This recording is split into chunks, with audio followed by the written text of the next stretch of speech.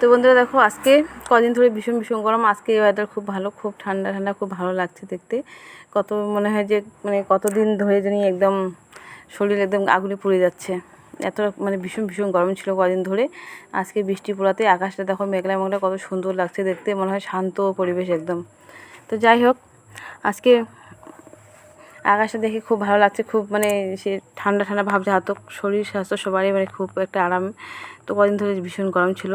এই যে বৃষ্টি পড়ছে আমাদের বাড়ির সামনে, দেখছেন আমাদের চারপাশে জঙ্গল। আমাদের যে বাড়ি আছে সব দিয়ে জঙ্গল। এই যে এইটা আমাদের রান্নাঘরের পিছনটা, এই কত বড় বড় কচুর গাছ। এগুলো কচু নাকি খাওয়া যায় না, জঙ্গল কচু দিয়ে। এর নাম হচ্ছে বন কচু। এই যে বাঁশবাগান। তো এই যে বৃষ্টি পড়ছে, দেখতে পাচ্ছেন এই যে কোন বৃষ্টি পড়ছে। তো বৃষ্টি পড়ছে, তাই আমি ভাবলাম কী করি, সেই জন্য ভাবলাম একটু পকোড়া বানাই। এই যে এখানে হচ্ছে মুগ ডালের পকোড়া, অল্প করেই করেছি, বিকালবেলা মুগ ডালের পকোড়া করেছি আজকে। এখানে হচ্ছে সুজির হালুয়া, সুজি হালুয়া বলে, উপমা বলে সুজির এটা। তো এটা আমি অনেকবার নিজেই আমি রান্না করেছি, করে তোমাদের সাথে ভিডিও শেয়ার করেছিলাম।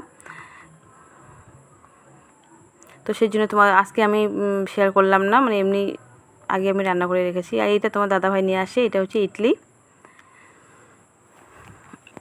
তো ইডলি আর হচ্ছে ইডলির সাথে ঢোকলা যেটা হয়, ঢোকলাটা ওইটাও খেতে খুব ভালো লাগে। আর এই যে এটা হলো পায়েস। তো বন্ধুরা, আমি কালকে ভিডিও ছাড়তে পারিনি, কারণ আমার মোবাইলে ব্যালেন্স শেষ হয়ে গিয়েছিলো, সেই জন্য ছাড়তে পারিনি। আমি কোনো ভিডিও তোমাদের সাথে শেয়ার করতে পারিনি।